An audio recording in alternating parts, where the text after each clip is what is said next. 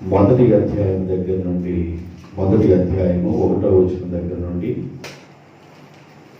కొన్ని మాటలు మనం ధ్యానం చేస్తూ వస్తున్నాం. ఈరోజు మరొక వాక్యాన్ని మరొక మాటని మీకు చదవడం జరుగుతుంది. ఒకసారి మొదటి నుండి చదవండి. అబ్రహాము కుమారుడకు దావీదు కుమారుడైన యేసుక్రీస్తు వంశావళి. అబ్రహాము ఇస్సాకును కనెను, ఇస్సాకు యాకోబును కనెను, యాకోబు యోదాను తన అన్నదమ్ములను కనెను,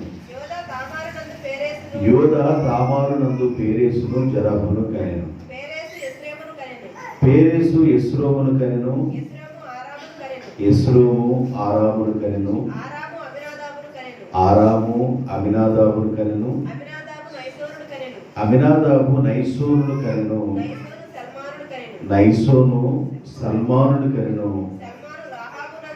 సల్మాను రాహాబునందు బోయాజును కనెను. చాలు. నేను ఇంతవరకు రాహాబు గురించి మాట్లాడాను. సల్మాను, రాహాబు, నైసోను గురించి ఆ పై భాగాలు మీతో మాట్లాడుకుంటూ వచ్చాను. ఈరోజు సల్మాను రాహాబునందు బోయాజును కనెను అనే విషయాన్ని నేను మీకు చెప్పాలని నేను ఇష్టపడుతున్నాను. సల్మాను యొక్క తండ్రి నైసోను. ఈ నైసోను యూదులకు ప్రధానిగా పెద్దగా ఉండి ఇజ్రాయెల్ ప్రజలు నడిపించేటప్పుడు పెద్దగా వ్యవహారం చేసిన వాడు నైసోను. ఎరుకో పట్టణాన్ని దేవుడు అప్పగిస్తాను అని చెప్పినప్పుడు వేగు చూడటానికి వెళ్ళిన వారిలో నైసోను ఒకరు. వేగు చూడటానికి ఇద్దరు వెళ్ళారు. వారిలో యూదుల పెద్దగా ఉన్న నైసోను అనే వ్యక్తి వేగు చూడటానికి కూడా వెళ్ళాడు. వాడు ఎరుకో పట్టణానికి వెళ్ళిన తర్వాత ఒక ఇంటి దగ్గర దిగారు. ఆ ఇల్లు రాహాబు అనే ఆమెది. రాహాబు వేశ్య. ఈమె అమ్మోనీయుల జాతికి సంబంధించింది.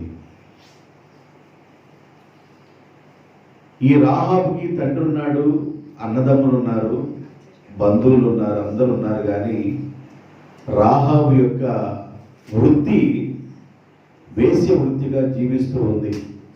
ఆమె విగ్రహారాధికురాలు. ఈ నైసోను ఆ ప్రాంతానికి వెళ్ళిన తర్వాత నైసోను ఆమె మాటలు వింటున్నాడు. ఏమని చెప్తుందంటే, అయ్యా మీ దేవుడు గొప్ప దేవుడు, మీ దేవుడు అద్భుతాలు చేసేవాడు, మీ దేవుడు ఎర్ర సముద్రాన్ని పాయలుగా చేసి ఆరిన నేలలో మీ ప్రజలను నడిపించిన వాడు, మీ దేవుడి గురించి మేము జ్ఞాపకం చేసుకుంటున్నప్పుడు మా గుండెలు నీరైపోతా ఉన్నాయి అని దేవుడి యొక్క మాటల్ని చెప్తుందామె. ఈ విషయాల్ని నైసోను వింటున్నాడు. ఆమెలో ఉన్న పాపాన్ని చూడటం లేదు, కానీ ఆమెలో ఉన్న దేవుని భయాన్ని చూస్తున్నాడు నైసోను. ఆమెలో ఉన్న భక్తిని చూస్తున్నాడు. ఈ సందర్భాన్ని ఆయన జ్ఞాపకం చేసుకుంటూ ఆమె ఇంకా ఏం మాట్లాడిద్దో విందామని ఆలోచిస్తున్నప్పుడు ఆమె ఒక మాట అంది. అయ్యా, నిశ్చయముగా దేవుడు ఎరుకో పట్టణాన్ని మీకు ఇస్తాడు. ప్రవచించినట్లే జరగబోయేది ముందుగా చెబుతుందామే. నిశ్చయముగా దేవుడు ఎరుకో పట్టణాన్ని మీకు ఇస్తాడు. ఈ పట్టణాన్ని దేవుడు మీకు అనుగ్రహించినప్పుడు నా ఇంటి వారిని, నా తండ్రి ఇంటి వారిని, నా అన్నదమ్ముల్ని జ్ఞాపకం చేసుకోరా అని అడిగింది. ఎంత ఆ కుటుంబం పట్ల ప్రేమను చూపిస్తుందో ఆ సందర్భాన్ని కూడా నైసోను వింటున్నాడు. ఆమె మాట్లాడిన మాటలన్నీ విని మేము ఈ పట్టణానికి వచ్చినప్పుడు ఖచ్చితంగా మీ కుటుంబాన్ని జ్ఞాపకం చేసుకుంటాం. మీ ఇంటిలో మీ బంధువులను, తండ్రి ఇంటి వారిని, అన్నదమ్ములను, వారి పిల్లలను అందరినీ మీ ఇంట్లోనే ఉండండి. మీ ఇంటికి ఎర్రటి తగరపు ద్వారా వాడు కడుతున్నాం. మీ ఇంటిలో నుండి ఎవరైనా బయటకు వస్తే నేను బాధ్యుడి కాను, వారి ప్రాణానికి వారి ఉత్తరవాదులు. కనుక మీ ఇంటిలోనే మీరుంటే మీ ప్రాణములకు మా ప్రాణం అడ్డేస్తాము, మీరు కాపాడబడతారు. మేము వెళ్ళి మా ప్రజలతోనూ మా నాయకులతో ఈ విషయాన్ని చెప్తామని నైసోను చెప్పి వెళ్ళిపోయాడు. వెళ్ళేటప్పుడు ఆమె గుర్తొస్తూ ఉంది. నైసోనికి ఆమె మాటలు గుర్తొస్తున్నాయి, ఆమె భక్తి గుర్తొస్తా ఉంది. దేవుడు ఎరుకో పట్టణాన్ని అప్పగించినప్పుడు ఆ పట్టణాన్ని కాల్చుకుంటా వారు వెళుతున్నప్పుడు ఆ పట్టణంలో ఒక ఇల్లు తప్పించబడింది. ఆ ఇల్లే రాహాబు ఇల్లు. యెహోషువ నాయకుడిగా ఉన్నాడు ఆ రోజుల్లో. యెహోషువ ఇశ్రాయేలు సర్వ సమాజంతో చెప్పాడు, ఎరుకో పట్టణాన్ని మనం వెళ్ళేటప్పుడు ఆ పట్టణాన్ని మీరు కాల్చేటప్పుడు అక్కడ రాహాబు అని ఒక ఆమె ఉంది, ఆ ఇంటికి ఎర్రటి తగరపు ద్వారం కిటికీ కట్టి ఉంది, ఆ ఇంటిని మీరు తాగొద్దు, ఆ ఇంటి జోలికి మీరు వెళ్ళొద్దని వారు బోధించబడిన వారై ఆ ప్రాంతానికి వెళ్ళినప్పుడు ఆ ఇంటిని వారు కాపాడారు. ఎరుకో పట్టణం నుండి వారు బయలుదేరి కాస్త ముందుకు వెళుతున్నప్పుడు ఆ ఇంట్లో ఉన్న వారు ఏమన్నారంటే, మేము కూడా మీతోనే వస్తాం. అయితే ఇజ్రాయెల్ సర్వ సమాజం ఒప్పుకున్నారు రండి అని. వారు ఇజ్రాయెల్ సర్వ సమాజంలో కలిసిపోయారు. అట్లా వారు ఎరుకో పట్టణం దాటి కాస్త ముందుకు వెళ్ళిన తర్వాత నయసోను తన కుమారుడైన సల్మానుతో ఏమన్నాడంటే, ఈమెను వివాహం చేసుకో, ఆమె దేవుని భయం కలిగి ఉంది అని తన కుమారుడితో చెప్పినప్పుడు నయసోను తలంచి రాహాబును వివాహం చేసుకున్నాడు. ఇశ్రాయేలుల సర్వ సమాజముతో ఆమె కలిసిన రోజు నుండి ఏ పాపము ఎరగదు. దేవునికి స్తోత్రం. లోకంలో ఉండగా పాపం చేసింది, దేవుని బిడ్డలకు దూరంగా ఉండగా పాపం చేసింది, దేవుని బిడ్డలు తోడు లేనప్పుడు పాపం చేసింది, ఇష్టానుసారంగా ఉంది. ఇప్పుడు దేవుని సమాజంలోకి వచ్చింది, దేవుని సంఘంలోకి వచ్చింది, దేవుని బిడ్డల సహవాసంలోకి వచ్చింది, పాపాన్ని మానేసింది. దేవునికి స్తోత్రం. చాలా మంది దేవుని బిడ్డలతో సహవాసంలో ఉంటూ, చాలా మంది ప్రార్థనలో ఉంటూ, చాలా మంది భక్తి అనే ముసుగులో ఉంటూ, చాలా మంది మందిరానికి వస్తూ సర్వ సమాజంలో ఉంటూ వెచ్చరివిడైన పాపంలో రహస్యంగా ఉండేవాళ్ళు కోకొరల మంది ఉన్నారు. రాహాబు బెస్టా, వాడు బెస్టా అంటే రాహాబు 100 రెట్లు బెస్ట్. దేవునికి స్తోత్రం. సమాజానికి సంఘానికి దూరంగా ఉన్నప్పుడు పాపం చేసింది, సంఘంలోకి చేర్చబడిన తర్వాత దేవుని బిడ్డ సహవాసంలోకి వచ్చిన తర్వాత ఆమె జీవితంలో పాపం అనేది కనబడలేదు. అలాంటి వ్యక్తి రాహాబు. రాహాబుని సల్మాన్ వివాహం చేసుకున్న తర్వాత ఆమెకు బోయాజు అనే వ్యక్తి పుట్టడం జరిగింది. బోయాజు అనే మాటకు అర్థం ఏంటంటే వేగము అని అర్థం. బోయాజు అనే మాటకు అర్థం ఏంటి? వేగము. బోయాజు అనే మాటకు అర్థము వేగము అని అర్థం. అయితే ఈమె తనకు పుట్టిన కుమారుణ్ణి దేవుని కొరకు ఎలా పెంచింది అది ఈరోజు. తనకి పుట్టిన కుమారుడిని దేవుని కోసం ఎలా పెంచింది. లోకపరంగా రాహాబు వేశ్యే కానీ వేశ్య వృత్తి మారిన తర్వాత, దేవుని తెలుసుకున్న తర్వాత, దేవుని పాదాల దగ్గరికి వచ్చిన తర్వాత ఆ బిడ్డని ఎలా పెంచింది. కొంతమంది తల్లులు బిడ్డలు పెంచే విషయంలో ఫెయిల్ అయిపోతా ఉంటారు. బిడ్డలు పెంచే విషయంలో ఫెయిల్యూర్. కుదరదు వారికి బిడ్డలు పెంచడం. ఎలా నడిపించుకోవాలో, వారిని ఏ మాట చెప్పి ఎలా ప్రభువులో నడిపించాలో ఆ విషయాలు అర్థం కావు. దేవుణ్ణి తెలుసుకున్న ఈమె, దేవుని గుర్తెరిగిన ఈమె దేవుడి గురించి ఒక సాక్ష్యాన్ని పలుకుతుంది. 2 మాటలు చెబుతాను నా గురించి. యెహోషువ గ్రంథం 2వ అధ్యాయం 9వ వచనం. యెహోషువ గ్రంథం 2వ అధ్యాయము 9వ వచనం. యెహోవా ఈ దేశమును మీకు ఇచ్చుచున్నాడనియు, యెహోవా ఈ దేశమును మీకు ఇస్తున్నాడనియు నేను ఎరుగుదును. ఆమె చూడండి, అసలుకి ఇంకా ఇజ్రాయెల్ ప్రజలు యెరికో పట్టణాన్ని స్వాధీనం చేసుకోక ముందే విశ్వాసంతో మాట్లాడుతుంది. యెహోవా ఈ దేశమును, ఈ ప్రాంతాన్ని మీకు అప్పగిస్తున్నాడు. ఎంత ఫెయిత్ తో మాట్లాడుతుందండి. చాలా మంది దేవుని కలిగిన పెట్టలే కానీ ఎప్పుడు అవిశ్వాసపు మాటలు మాట్లాడతారు. నేను ఆ మధ్య కూరగాయలు పంచడానికి, కూరగాయలు కొనడానికి వెళ్ళాను. ఈ కరోనా కాలంలో దోసకాయ తోటకు వెళితే ఆ తోటలో దోసకాయలు కోస్తున్నాడు ఆయన. దోసకాయలు కోస్తుంటాడు, ఏమోనండి నేను ఏది పట్టినా కలిసి రావట్లేదు, దోసకాయలు కోస్తున్నాడు కదా, వారం రోజులకు చూడండి తోట తిండిపోయింది అంటున్నాడు. బాగున్న తోట యజమాని అంటున్నాడు, మీరు వారం రోజులకు రండి, తోట నవనవలాడతా కాయలన్నీ ఇదిలిదిలాడుతున్నాయి దోసకాయలు. ఆయన నోట నుండి ఏం పలుకుతున్నాడంటే, మీరు కొనుక్కెళ్తున్నారు కదా, మేము పెద్దగా కూడా అమ్మమండి, వారం రోజులకు రండి, ఈ తోట ఏమైపోయింది అన్నాడు. ఆయన నోటి వాక్యే, ఆయన విశ్వాసం ఏంటంటే తోట ఎండిపోయింది. అది అంతే ఎండిపోయింది. కొంతమందికి విశ్వాసం ఉండదు, అపనమ్మకం.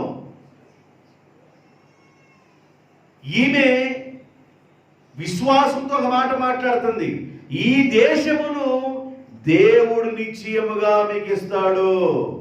దేవునికి స్తోత్రం. రాహాబు అనే ఈ వేశ్య దేవుని పిల్లలతో దేవుడు ఏం చేయబోతున్నాడో చెబుతుంది. ఈ దేశమును దేవుడు మీకు ఇస్తాడు. దేవుని పిల్లలని పిలువబడుతున్న వారు చాలాసార్లు అవిశ్వాసపు భ్రష్టులుగా ఉంటారు. విశ్వాసం ఉండదు, మాకు కలిసి రావట్లేదు, మేము అనుకునేది జరగట్లేదు. కారణం ఏంటంటే నీ నోటి దురదే. నీ నోటి దురద వల్ల నీకేం కలిసి రాదు. ఎప్పుడు చూసినా అపజయపు మాటలు, అపజయపు పలుకులు, అపజయాన్ని గురించి మాట్లాడటం. ఇది జరిగిద్దా, ఇది అయ్యిద్దా, ఇది చేయగలనా, ఇది అవుద్దా, ఇది ఇంతే సంగతులు, ఈ తోట ఇంతే సంగతులు, ఈ పొలం ఇంతే సంగతులు, ఇది పండిద్దా, ఈ పంట ఇంటికి వచ్చిద్దా, నీ ముఖం అదంతే జరిగింది. చాలా మంది అవిశ్వాసంగా మాట్లాడుతుంటారు. ఈమె దేవుణ్ణి సంపూర్ణంగా ఎరగదు, ఈమెకి పాపమే తెలుసు. కానీ దేవుడు చేసిన కార్యాల గురించి విన్నప్పుడు విశ్వాసంతో ఒక మాట పలుకుతుంది, నిశ్చయముగా దేవుడు ఈ దేశాన్ని మీకు ఇస్తున్నాడు. దేవునికి స్తోత్రం. హల్లెలూయా. ఇంకో మాట కింద వచ్చిన చదువుకోండి రండి. మీరు ఐగుప్తు దేశములో నుండి వచ్చినప్పుడు మీ ఎదుట యెహోవా ఎర్ర సముద్రమును ఎలాగూ పాయిగా చేసి ఆరిపోజేసెను, యోర్దాను తీరమునున్న అమోరీయుల 2 రాజులు సీహోనుకును ఓగుకును మీరు ఏమి చేస్తే, వాళ్ళిద్దరు పెద్ద హీరోలు. సీహోను ఓగు అంటే మామూలు వ్యక్తులు కాదు. వాళ్ళు ఎలాంటంటే షేర్ ఖాన్ అంటారు చూసారా, వాడు ఎక్కడికి వెళ్ళైనా ఏ ప్రాంతాన్ని ఆక్రమిస్తాడు షేర్ ఖాన్. వాడి ప్రదేశం వెళ్ళి ఆక్రమిస్తూ ఉంటాడు. కాబట్టి వీళ్ళిద్దరు ఏ ప్రాంతం వెళ్తే ఆ ప్రాంత వాసులు లోబడిపోవాల్సిందే. సీహోను అనే రాజు మన దేశం మీదకి వస్తారనగా ఆ దేశము ఆ రాజుకి సాగిలపడాల్సిందే. కారణం ఏంటంటే ఎదురు తిరిగితే చచ్చిపోతారనమాట.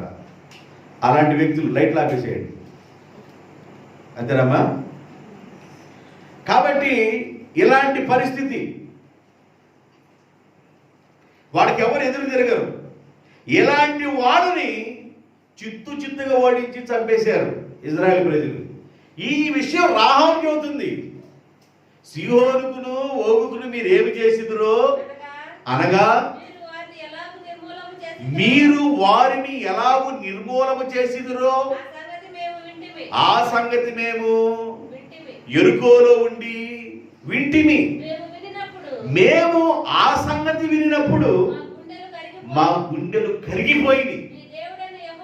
మీ దేవుడైన యెహోవా పైన ఆకాశమందును క్రింద భూమి యందును దేవుడే, మీ ఎదుట ఎట్టి మనుషునికైనను ధైర్యము ఏమాత్రము ఉండదో. ఆమె ఏమి చెబుతుందంటే చూడండి అసలు సాక్షి దేవుడి గురించి. రాహాబు అనే వేసి అంటుంది, మీ దేవుడు పైన ఆకాశం అందే గాని క్రింద భూమి అందే గాని ఆయనే దేవుడు. ఆయన పిల్లలుగా ఉన్న మీ ఎదుట ఏ జనాంగం నిలబడరో. ఒక వేశ్య దేవుడి గురించి ఎంత సాక్ష్యం ఇస్తుందండి. ఆమె జీవితం పాపాత్మురాలుగా జీవిస్తుంది, కానీ దేవుని యొక్క విధానం ఎంత తెలుసుకుందో. దేవుని విధానం ఎంతో తెలుసుకున్నాను అనుకుంటున్న వాళ్ళు పాపములో రొచ్చులో జీవిస్తున్నారు. దేవుడనే ముసుగులో ఉండి పాపంలో జీవించే వాళ్ళు అనేక మంది ఉన్నారు. ఈమె పాపంలో ఉండి దేవునికి భయపడిన వ్యక్తిగా ఉంది. అందుకే దేవుడు ఆమెని విశ్వాసుల వీరుల లిస్టులోనికి తీసుకొచ్చాడు. రాహాబుని 11వ అధ్యాయంలో, ఇప్పుడు అవసరం లేదు, హెబ్రీయులకు రాసిన పత్రిక 11వ అధ్యాయంలో రాహాబుని విశ్వాసుల వీరుల లిస్టులో తీసుకొచ్చాడు. రాహాబుని యేసుక్రీస్తు యొక్క వంశావళిలోకి తీసుకొచ్చాడు. ఎంత విశ్వాసం అంటే! ఎప్పుడైతే ఆమె సర్వ సమాజం దేవుని సంఘంతో కలిసిందో, యెరికో పట్టణం నాశనమైనప్పుడు, అది కాల్చబడినప్పుడు, ఈ కుటుంబం తప్పించబడి వారి అన్నదమ్ములు, వారి కుటుంబము, వారి తండ్రి గారు, వారి తల్లి గారు, ఈ కుటుంబం తప్పించబడినప్పుడు ఆ రోజే డిసైడ్ అయిపోయింది, నా లైఫ్లో ఇక నేను బ్రతుకున్నంత కాలం ఎన్నడూ పాపము చేయను, ఎన్నడూ తప్పు చేయనని ఒక నిర్ణయం తీసుకుంది. బ్రతుకున్నంత వరకు తప్పు చేయలేక ఆమె. కొంతమంది గంట నిర్ణయం తీసుకుంటారు, అవకాశం వచ్చినప్పుడు నిర్ణయం తీసుకుంటారు. ప్రభువా, నేను గంట క్రితం నిర్ణయం తీసుకున్నాను, కానీ ఇప్పుడు అవకాశం వచ్చింది, నిర్ణయాన్ని నేను ఒకే తగిలిస్తున్నాను, గంట తర్వాత మళ్ళీ తగిలించుకుంటాను. ఏమనుకోబాకే. చావైనా బ్రతుకైనా నువ్వు తీసుకున్న నిర్ణయంలో నువ్వు నిలబడి ఉంటే దేవుని ఆశీర్వాదం నీ మీదకి వచ్చింది. దేవునికి స్తోత్రం. చావైనా బ్రతుకైనా నీ కొరకే దేవా, చావైనా బ్రతుకైనా నీ కొరకే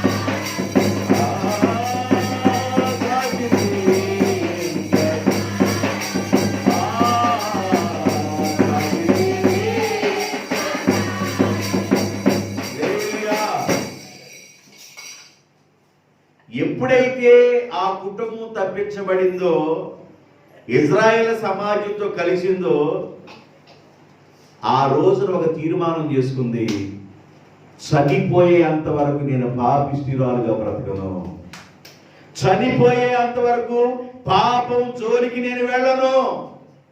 నా బ్రతుకు ఇంతవరకు అధ్వానంగా బ్రతికాను, అద్దువాపు లేకుండా బ్రతికాను, ఇష్టానుసారంగా బ్రతికాను.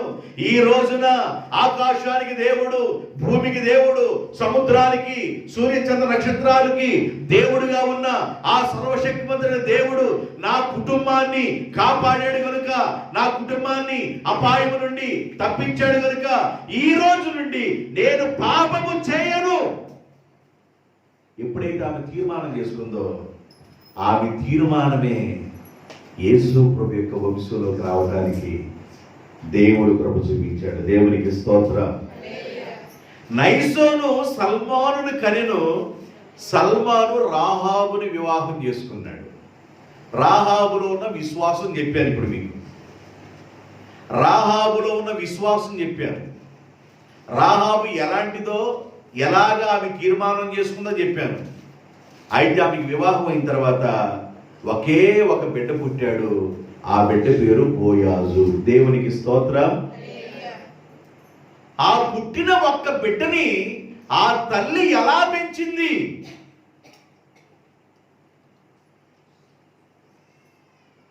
పుట్టిన బిడ్డని తల్లి ఎలా పెంచింది? పెంపకాన్ని గురించి తల్లి విషయమే మాట్లాడతారు. ఎలా పెంచిందిరా నీ తల్లి, ఎలా పెరిగేవరా అని అంటారు. దాని అర్థం ఏంటంటే, తల్లి పెంపకం సరిగా లేకపోతే ఆ బిడ్డలు పాడైపోతారు. ఈ తల్లి ఎలా పెంచిందో, దేవుని విషయంలో ఎంత భయంగా పెంచిందో, దేవుని కొరకు ఎలా పెంచిందో బోయాజు మాటల ద్వారా మనకు అర్థమవుతాయి. ఒక మనిషి లైఫ్ ఎలా మన అర్థమైందంటే, నోటి మాట ద్వారా ఆ మనిషి యొక్క జీవితం మనకు అర్థమైంది. ఒక మనిషి నోరు తెరిస్తే ఎలా మాట్లాడుతున్నారో దాన్ని బట్టి వాళ్ళ బ్రతుకు మనం చెప్పొచ్చు.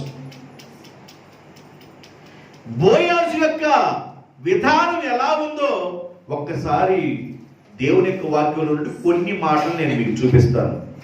రూతు గ్రంథం 2వ అధ్యాయం 4వ వచనం.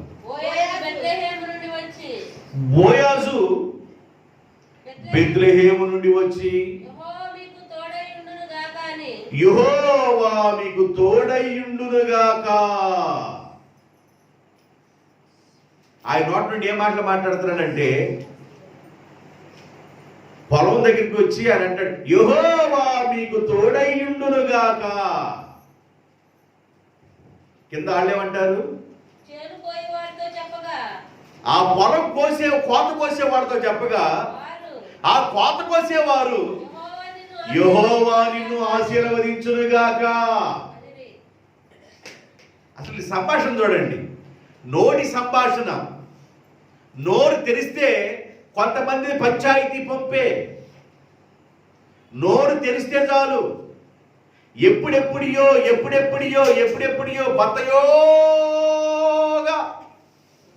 బతయోగా అంటారు చూసేవా, సాగదీసి.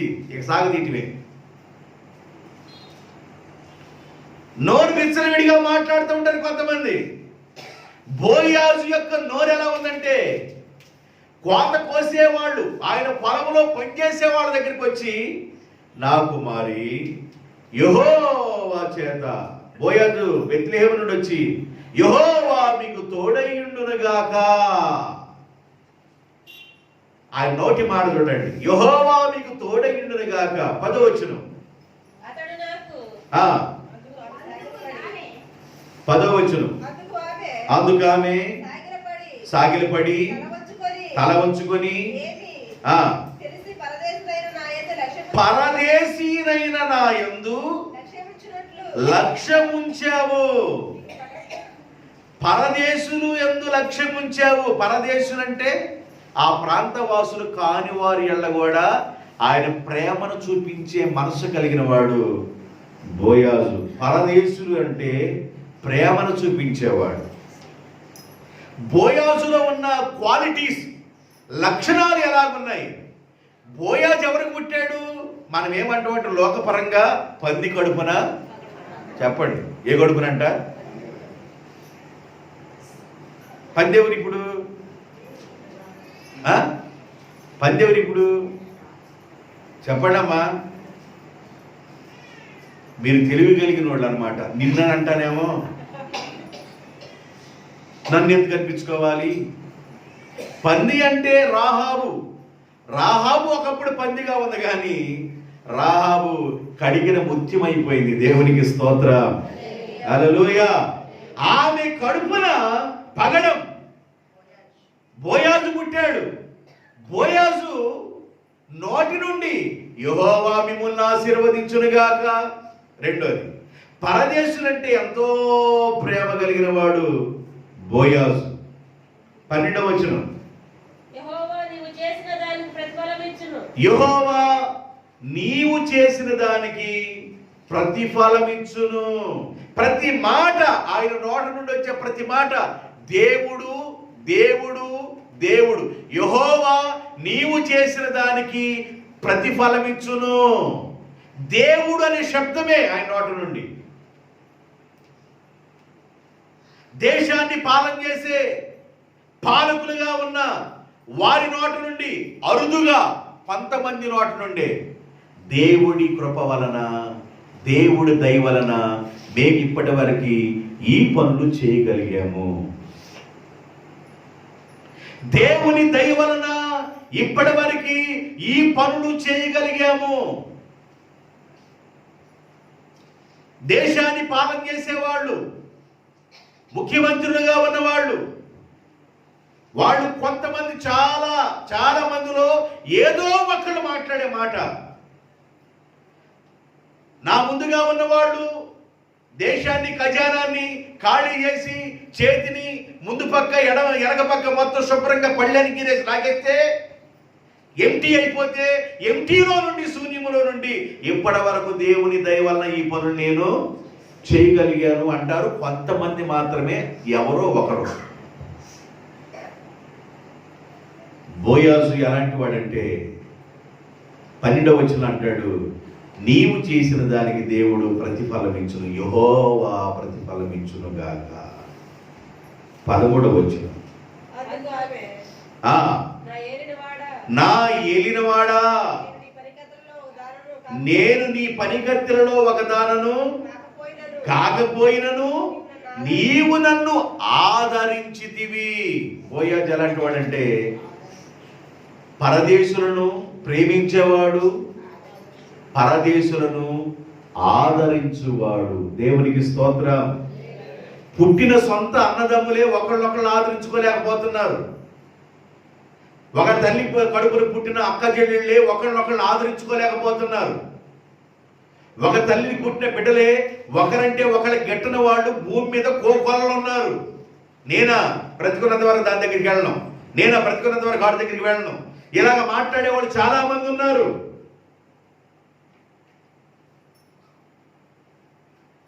పరదేశులంటే ప్రేమించేవాడు, పరదేశులంటే ఆదరించేవాడు బోయాజు. బోయాజు అంటేనే ప్రేమించువాడు, ఆదరించువాడు. దేవునికి స్తోత్రం. ఇంకా ఆయనలో ఉన్న లక్షణం చెబుతాను. 14వ వచనం, బోయాజు భోజన కాలమున నీవు ఇక్కడికి వచ్చి భోజనము చేసి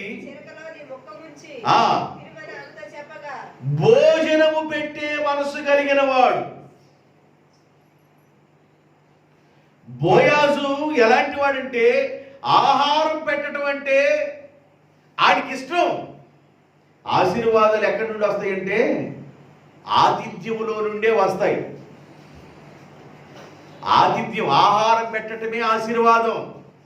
భూమి మీద నువ్వు వెండివు, బంగారం ఇవ్వు, లేకపోతే ఇంకా ఏదైనా ఎక్కువ ఇవ్వు, దానివల్ల వచ్చే ఆశీర్వాదం కంటే ఒకరి ఎదుటి వారి యొక్క కడుపు నింపటము ఆశీర్వాదం. ఎదుటి వారి యొక్క ఆకలిని తీర్చడం ఆశీర్వాదం. ఆతిథ్యం ఇవ్వటం ఆశీర్వాదం. బోయాజులో ఉన్న క్వాలిటీ ఏంటంటే పరదేశులు ప్రేమించేవాడు, పరదేశులు ఆదరించేవాడు, భోజనం టైంలో ఎవరన్నా వస్తే భోజనాన్ని పెట్టేవాడు. అయ్యా భోజనం టైంలో వచ్చారు అనుకోకుండా, దయచేసి కాడు కడుక్కోండి అయ్యా, భోజనం చేసి వెళ్ళండి. అందుకే కదా నీ దాసుని దగ్గరికి వచ్చారు అన్నాడు అబ్రహాం. పరదేశి భోజనం చేయకుండా వాడు చేసేవాడు కాదు. ఎవరు వస్తారా ఈ రోజు భోజనం చేసి వెళ్ళడానికి? వాడు భోజనం చేసి వెళ్ళిన తర్వాత మనం భోజనం చేద్దాం. కొండలో ఎంత అన్నవాడని ఎదుటి వాళ్ళకి ఒక ముద్ద పెట్టాలంటే గడగడ గడగడ గడగడలాడుతుంటాయి కొంతమంది చేతులు. ఒక ముద్ద అన్నం పెట్టడానికి ఎదుటి వాళ్ళకి చేతులు గడగడలాడుతూ ఉంటాయి. చట్లో ఉన్న కూర రాదు, చట్టికేసి కొడుతూ ఉంటారు గంటే. గంటి తీసుకొని పటా పటామని కొడుతూ ఉంటారు సట్టికేసి. అంటే అప్పుడు ఏమనుకోవాలంటే కూర అయిపోయిందేమో మనం సర్దుకోవాలా, ఇక మళ్ళీ రెండోసారి అన్నం పెట్టామా అని అనకూడదు. అనకముందే సట్టి మోగితే జాలిక. సట్టి మోగిందంటే ఏంది? గంట కొట్టారు, స్కూల్ డిస్పర్స్ ఇంటికి వెళ్ళని. సట్టి మోగితే జాలిక. సట్టి మోగించే వాడి గురించి నేను ఇప్పుడే వాళ్ళ గురించి ఏం చెప్పాను లైవ్లో. కొన్ని సంవత్సరాలు చూసాను నేను వాళ్ళ దగ్గర. మోగెత్తా ఉంటుంది పాప.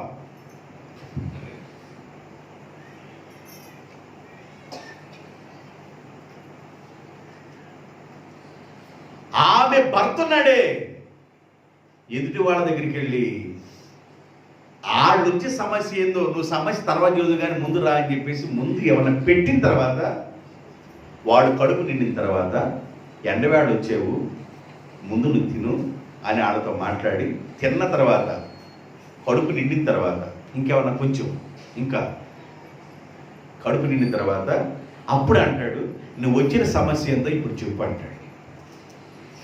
ఈయనకి ఆమెకి నక్కకి నాగలోకానికి ఉన్నంత తేడా ఉంటుంది.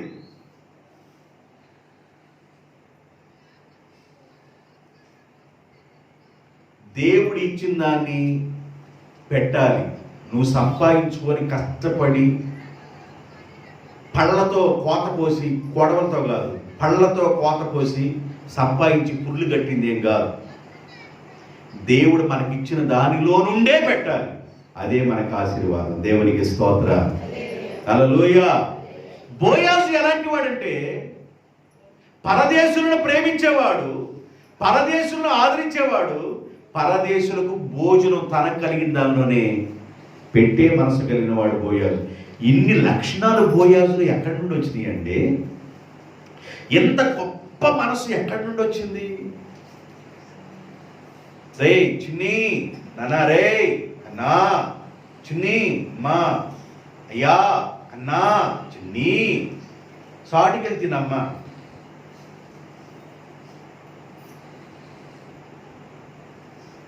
పళ్ళులో వేసి ముద్దేసి తిన్నదాకా కప్పు వచ్చిందాకా పుడుతుంటారు ఒక్కొక్కళ్ళు. పక్కన వాళ్ళకి ముద్ద పెట్టరు. తండ్రి కొంచెం తిను, ఆడు కానీ కాలేజీ తండ్రి రేపు తిన్న కొంచెం కొంచెం తిను మామ కదా తినమ్మా తినమ్మా అని గొట్టం తీసుకుని పుడుతూ ఉంటారు గొంతులో. అట్ట కనపడదమ్మా, ఉండు ఒక పోటు కొడతానండు.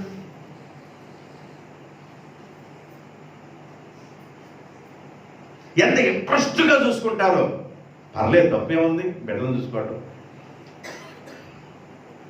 ఎదుటి వాళ్ళకి పెట్టేటప్పుడు కూడా మంచి మనసుతో మనం పెట్టినప్పుడు మంచి మనసు కలిగిన దేవుడు మనల్ని దీవిస్తాడు. దేవునికి స్తోత్రం. ఆశీర్వాదం పెట్టే దాంట్లోనే ఉందండి.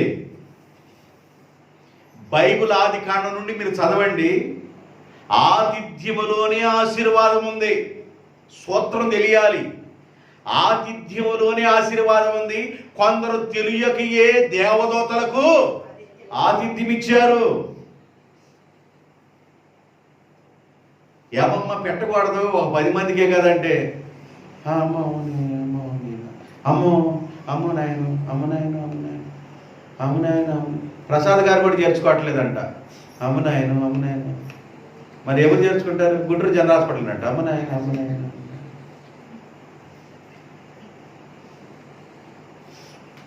ఎంత అయిద్దండి? 10 మందికి 15 మందికి లేదా 20 మందికి ఆతిథ్యం ఎంత అయిద్దండి? ఏడాదికి ఒకసారి ఏడాదికి ఒకసారో లేదు ఏడాదికి 2 సార్లు ఎన్ని బియ్యం అమ్ముతున్నారండి. మూటలు అమ్మేస్తున్నాం కదా, దేవుడు మూటలు ఎత్తుంటే మూటలు అమ్మేస్తుంటారు. ఆడేమంటాడు, కేజీ మాండి 20 రూపాయలు, మాండి నాకు 15 రూపాయలకి అయితే 15 రూపాయలు, 12 రూపాయలకి 12 రూపాయలు పోసుకెళ్ళి ఎక్కువైపోయింది పోసుకెళ్ళండి. నాకు మధ్యాహ్నం ఏం తలంపు వచ్చిందంటే కరువు ఏదో రాబోతుందని తలంపు వస్తుంది. నాకు కరువు రాబోతుందేమోనని తలంపు వస్తుంది. సమృద్ధిగా పంట పండెను. సమృద్ధి అంటే ఏంది? నెలలో 2 సార్లు, ఒకసారి బంపర్ ఆఫరు, 2 సార్లు బియ్యం. ఎప్పుడన్నా ఉంది వ్యవహారం? గత 2 సంవత్సరాల నుండి ఎక్కువ శాతం నెలలో 2 సార్లు బియ్యాన్ని అందుకుంటున్నాం. ఇంకా 4-5 సంవత్సరాలు స్టాక్ ఉందని అంటున్నారు ప్రభుత్వం. ఏమన్నా కావచ్చు.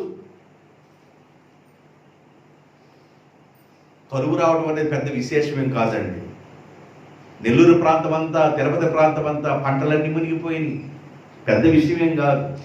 దేవుని కనికరము తప్ప, దేవుని కృప తప్ప నీవు పళ్ళెంలో నుండి ఒక ముద్ద నీ నోటి దగ్గరికి రాదు. ఆయన కృప అయితే తప్ప.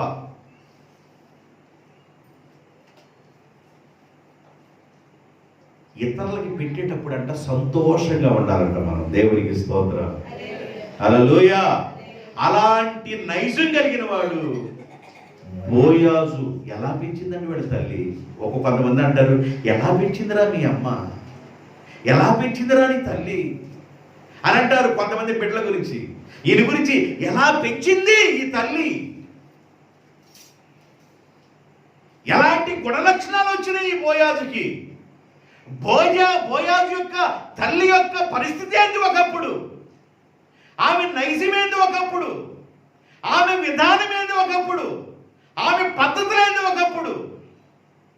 విగ్రహారాధికురాలు, పాపం చేసే వ్యక్తి, దేవుడికి దూరంగా ఉన్న వ్యక్తి, సమాజం దేవుని సంఘంలో లేని వ్యక్తి, ఇలాంటి అన్ని విధానాలు కలిగిన వ్యక్తి ఎప్పుడైతే మనసు మార్చుకుందో, దేవుడు సమాజంలోకి చేరిందో, ఆ రోజు నుండి రూపాంతరపు అనుభూతిలోకి వచ్చేసింది. దేవునికి స్తోత్రం.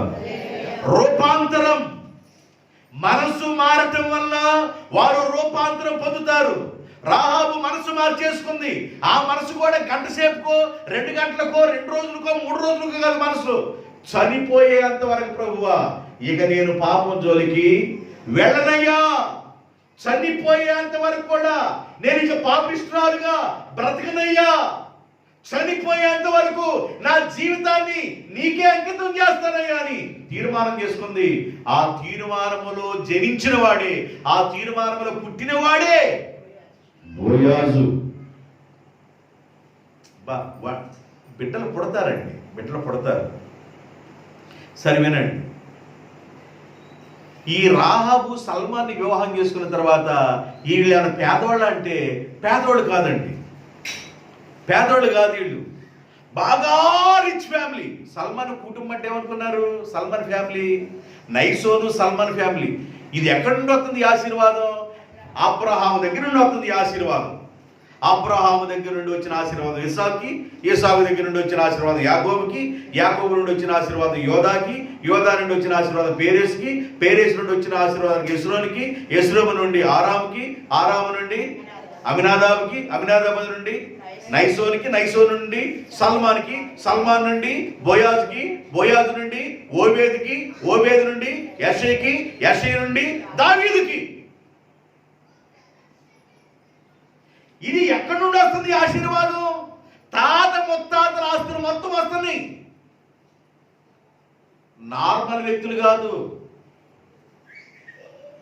రాహాబు యొక్క భర్త ఆయన ఆర్డినరీ పర్సన్ కాదు, రిచ్ ఫ్యామిలీ. ఒక ఉన్నతమైన కుటుంబం. ఉన్నతమైన కుటుంబంలోకి ఈ అడుగు పెట్టిన తర్వాత ఉన్నతమైన విలువల్లో బ్రతకటం నేర్చుకుంది. ఒక ఉన్నతమైన మనసు కలిగి బ్రతకడం నేర్చుకుంది. పద్ధతులు మార్చుకొని బ్రతకడం నేర్చుకుంది. ఒక మంచి బిడ్డకు జన్మనిచ్చింది. ఆ బిడ్డలో ఎంత క్వాలిటీస్, ఎంత లక్షణాలు, మంచి లక్షణాలు వస్తున్నాయో చూడండి. గ్రామ పెద్దల్ని పిలిచాడు ఒకసారి. గ్రామ పెద్దలు ఎవరు మాట పడితే ఆడ మాట్లాడారండి? ఎవరన్నా గ్రామ పెద్దలని ఏదన్నా గోలిగాలాటి ఆడే లక్షణాలు, ఇంకా అలాంటి చిల్లర పనులు ఉన్న లక్షణాలు ఎవరైనా పిలిచారనుకోండి, అరే ముందు నీ పని చూసుకరపో అని వెళ్ళిపోతారు పెద్దలు. అంతేనా కాదా? బోయాజు పిలిస్తే పెద్దలు ఆగిపోయి కూర్చోండి ఎక్కడంటే కూర్చోవాలి. అలాంటి ఉన్నతమైన స్థాయి బోయాజు పొంది. 4వ అధ్యాయం 2వ వచనం. బోయాజు, రూతు గ్రంథం 4వ అధ్యాయం 2వ వచనం. బోయాజు ఆ ఊరి పెద్దలలో 10 మందిని పిలుచుకొని ఎక్కడ కూర్చోండి అని చెప్పగా 10 మంది కూర్చున్నారు. బోయాజు మాట ఆ ప్రాంతంలో ఉన్న 10 మంది పెద్దలతో మీరు రావాలి అనగలే వచ్చారు, ఇక్కడ కూర్చోండి అనగలే ఆడ కూర్చున్నారంటే 10 మంది పెద్దలు బోయాజు మాట వినగలుగుతున్నారంటే బోయాజు ఏ స్టేజ్లో ఉన్నాడో ఆయన గౌరవం ఏందో మనకు అర్థమవుతుంది. ఎదుటి వాళ్ళని గౌరవించే విషయంలో బోయాజు నెంబర్ 1 వ్యక్తి అన్నమాట. 4వ అధ్యాయం 12వ వచనం. ఎఫ్రాతాలో నీవు క్షేమాభివృద్ధి కలిగిన వాడై బెత్లెహేములో నీవు ఖ్యాతి నొందుదువు గాక. అందరి ఆదరణ అభిమానాలు పొందినవాడు బోయాజు. బెత్లెహేములో నువ్వు ఖ్యాతి నొందుదువు గాక.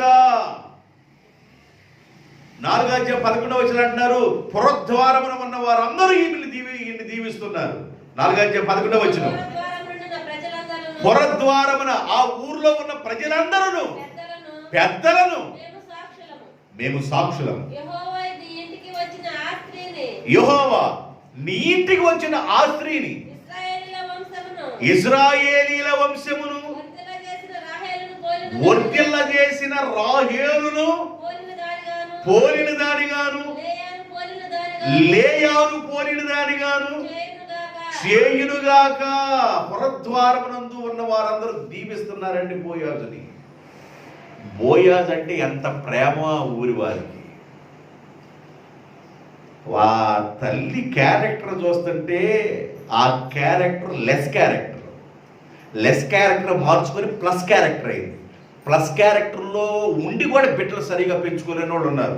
దేవుడి కోసం బ్రతికేవాళ్ళు లేరండి చాలామంది. ఉపవాసాలు చేసేవాళ్ళు లేరు చాలామంది. ఆదివారం క్రమం తప్పకుండా, బుధవారం క్రమం తప్పకుండా, శనివారం ఉపవాసం క్రమం తప్పకుండా ఉపవాస ప్రార్థనలు చేసేవాళ్ళు, గోజాడేవాళ్ళు లేరు. ఎంతోమంది లేరండి. బిడ్డలు పెంచుకోవడం కుదరదు చాలామంది తల్లులకి. ఎంతో ప్రార్థన చేసే తల్లులు ఉన్నారు కానీ, ఎంతో కన్నీరు గార్చే తల్లులు ఉన్నారు కానీ బిడ్డలు పెంచుకోవడం కుదరదు. రాహాబు ఎలా పెంచుకుందండి? రాహాబు ఎలా పెంచుకుంది ఈ బిడ్డని? రాహాబులో ఉన్న ఉన్నతమైన ఆ మనసును దేవుడు చూస్తున్నాడు. దేవునికి స్తోత్రం. ఆ ఊరి వాళ్ళందరూ రాహాబుకు పుట్టిన బోయాజుని దీవిస్తున్నారు. పురద్వారం ఉన్న వారందరూ అందరి ఆదరణ అభిమానము పొందినవాడు బోయాజు. ఆయన నోటి మాటలు ఎలాగుంటున్నాయో, నోరు తెరిస్తే దేవుడి గురించే మాట్లాడుతున్నాడు. నోరు తెరిస్తే దేవుడి గురించి మాట్లాడుతున్నాడు. బోయాజు ఉన్నతమైన క్వాలిటీస్ కలిగిన వాడు.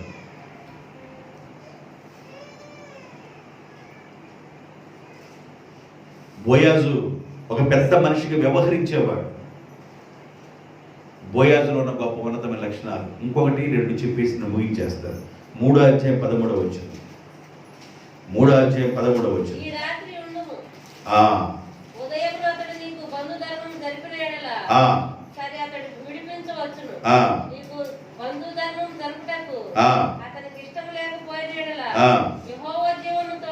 యెహోవా జీవము తోడు. యెహోవా ఆయన అంటున్నాడు చూడు, ఇదిగో బంధు ధర్మం జరిగించడానికి ఒక అతను ఉన్నాడు, ఒకవేళ ఆయన లేకపోతే నేను నీకు జరిగిస్తాను. యెహోవా జీవము తోడు. ప్రతి మాట దేవుడి గురించే మాట్లాడుతూ ఉన్నాడు బోయాజు. నేను హిస్టరీని కలగలుపుకొని చెప్పట్లేదు కానీ బోయాజులో ఉన్న క్వాలిటీ చెప్తున్నాను.